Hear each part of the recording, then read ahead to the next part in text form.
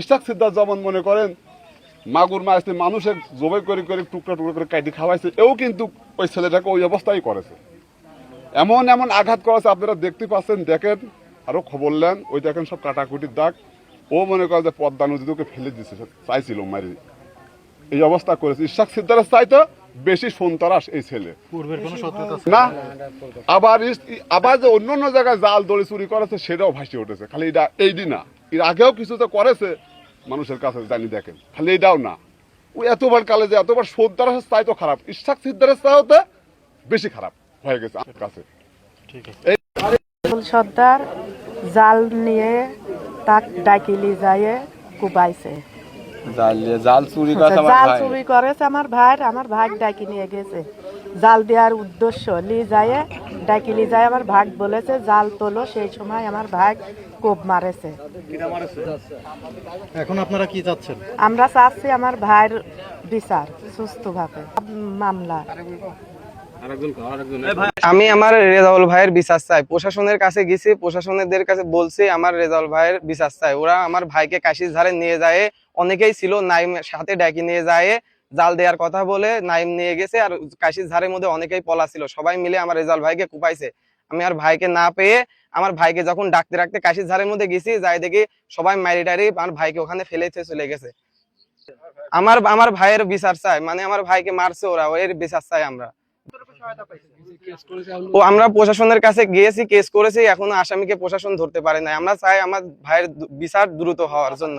জাল আপনার নাইম চুরি করে জাল দেয়, জাল দেওয়ার পরে আবার কয় যে জাল আরো বনের মাঠে আছে, ওই জাল নেওয়ার উদ্দেশ্য নিয়ে যায়। মানে রেজাউল হচ্ছে জাল তোলার জন্য জালের দিকে হাত বাড়ায়, আর ওই নাইম হচ্ছে পিছন থেকে কোপ মারে। খালি নাইমের সহযোগিত না, নাইমের ভাই সুয়েল, রুবেল, নাইমের চাচা আলেপ, আর নাইমের চাচা আলেপ, উজ্জ্বল, তপে, এরা সহযোগিতা মিলে সবাই মিলে আমার ভাগ্নেকে কুবা হত্যার উদ্দেশ্যই কোপ মারে। যেটা কোপ এটা দেখার মতন না। আমরা এটার বিচার চাই, সুষ্ঠু বিচার চাই। এলাকাবাসীর কাছে সবার কাছে জানাচ্ছি, কোপগুলা সবাই দেখছে, এইরকম কোনো মানুষে কেউ কুবায় না। এইগুলি আমার বক্তব্য, আমি শেষ করছি। আমার রেজাউল মামার ওরা হইলে কাশির মাঠে ডাকিলে, যে আমি ওখানে পাশেই ছিলাম, নিজে স্বয়ং সম্পন্ন একটু যেন ফাঁকে ছিলাম। এই আমার এই ভাগ্নি যখন চেঁচা ওঠে, চেঁচানি শুনি আমি আগে আসি, ও কুপাত হয়ে দৌড় মারে। আর ভাগ্নির কাজ গেলে পরে আর ভাগ্নি হাত চাবি ধরে যায়, মামা আমাকে ফেলাত হয়ে যায় না। অনেক লোক ছিল, তার ভাগ্নি হাত চাবি ধরলে আমি আর ওর পাশ গেলাম না, আর ভাগ্নিকে আমি বসেছিলাম। এরপরে ভাগ্নিকে অনেক সময় বসে থাকার পরে বাড়ির লোকজন গেলে পরে নিয়ে আসি। তারপরে আমরা হইলে কোর্টে গেছি, আইনের লোকের কাছে গেছি, বিচার চাইছি, দেশে জানাইছি, কেউ এখনো পর্যন্ত ভূমিকা উদ্যোগ নেই নেই। প্রশাসনের কাছে কেস করেছি, এখনো কোনো আসামি গ্রেফতার হয়নি।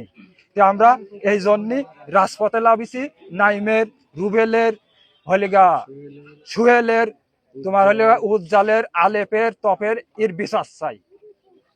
মেলা মানে জালি বোঝেন না, মাছ ধরে খায়, খাওয়ার ভাতের ইনি জাল চুরি করেছে।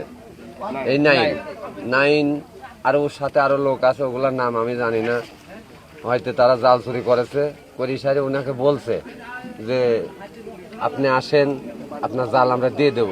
উনি তখন গেছে, যাওয়ার পরে মানে যেখানে ওনাকে মারছে সেখানে জঙ্গলের ভিতরে।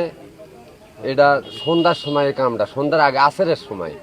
তারপরে আমরা শুনলাম যে ওনাকে মারছে, আমরা যা আর খুঁজে পাই নাই। তারপরে দেখি যে জঙ্গলের ভিতরে পড়ে আছে। আমরা তোলার পরে এলাকায় খবর দিলাম। খবর দেওয়ার পরে তখন এলাকায় থেকে লোক যায়, যাওয়ার পরে ওনাকে নিয়ে আসার পরে ওনাকে পাবনায় ভর্তি করে। পাবনায় থেকে ওনার চিকিৎসা হয় না, তখন দেয় রাজশাহী দেওয়ার পরে চিকিৎসা হয় না, তখন চলে যায় ঢাকায়। এই পর্যন্তকে আমি জানি।